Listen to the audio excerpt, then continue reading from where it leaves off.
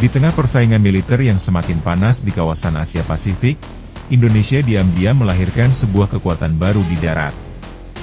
Sebuah kendaraan tempur lapis baja yang bukan hanya simbol teknologi, tetapi juga simbol kebangkitan industri pertahanan nasional.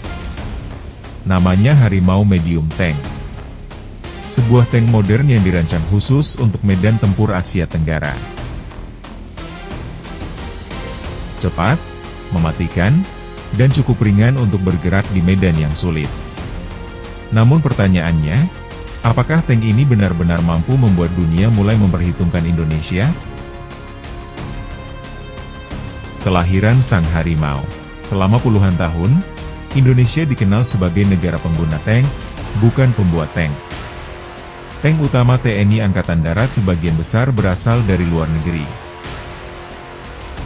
Salah satunya adalah Leopard 2 buatan Jerman yang terkenal sebagai salah satu tank terbaik di dunia. Namun di balik ketergantungan itu, Indonesia memiliki mimpi besar. Mimpi untuk memiliki tank yang dirancang sendiri, diproduksi sendiri, dan suatu hari nanti bisa diekspor ke negara lain. Mimpi itu mulai diwujudkan oleh perusahaan pertahanan nasional PT Pindad. Dalam proyek ambisius ini, Indonesia bekerja sama dengan perusahaan militer Turki, FNSS Defense Systems. Hasilnya adalah proyek yang disebut Modern Medium Weight Tank. Dan dari proyek inilah, lahir tank Harimau. Mengapa Indonesia tidak membuat tank berat?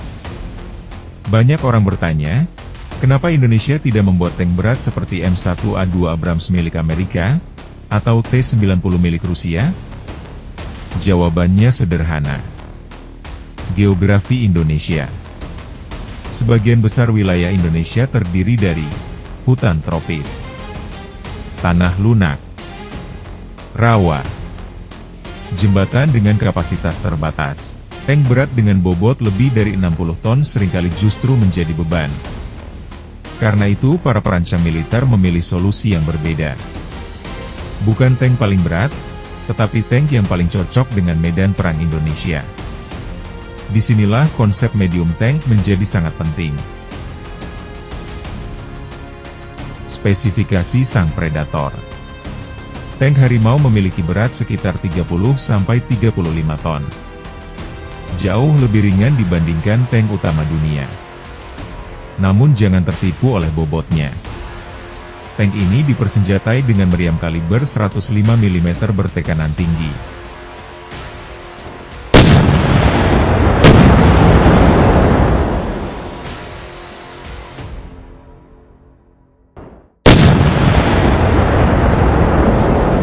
Meriam ini mampu menembakkan berbagai jenis amunisi modern, termasuk peluru penembus baja berkecepatan tinggi.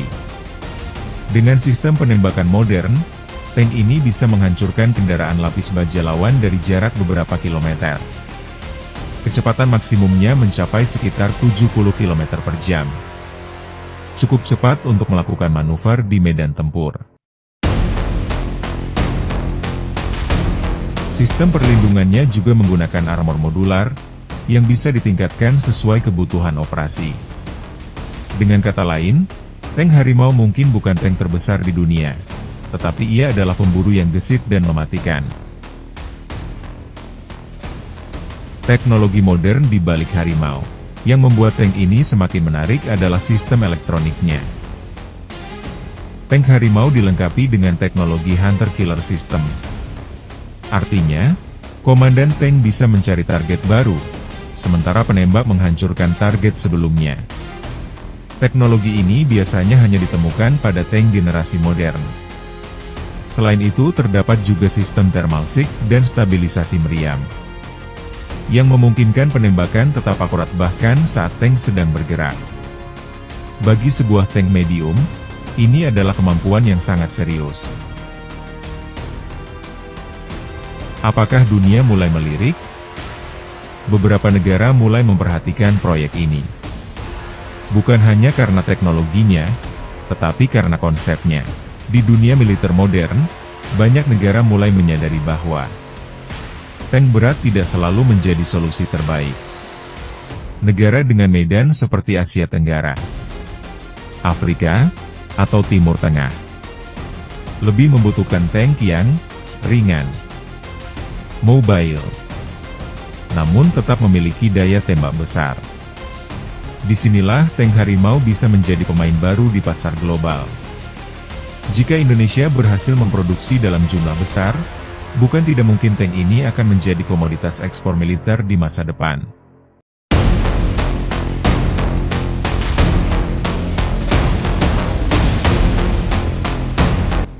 Simbol kebangkitan industri pertahanan. Namun lebih dari sekadar senjata, tank Harimau memiliki arti yang jauh lebih besar. Ia adalah simbol bahwa Indonesia mulai berani masuk ke dunia industri persenjataan berat. Sebuah dunia yang selama ini didominasi oleh negara-negara besar seperti Amerika, Rusia, Jerman, dan Cina. Mungkin hari ini Indonesia baru memproduksi puluhan unit. Namun setiap industri besar selalu dimulai dari langkah kecil. Dan langkah kecil itu, kini sudah dimulai. Masa depan Sang Harimau. Pertanyaannya sekarang bukan lagi apakah Indonesia bisa membuat tank. Karena jawabannya sudah jelas, bisa. Pertanyaan yang lebih besar adalah, apakah tank Harimau akan menjadi kekuatan baru di Asia? Apakah Indonesia akan menjadi eksportir kendaraan tempur di masa depan?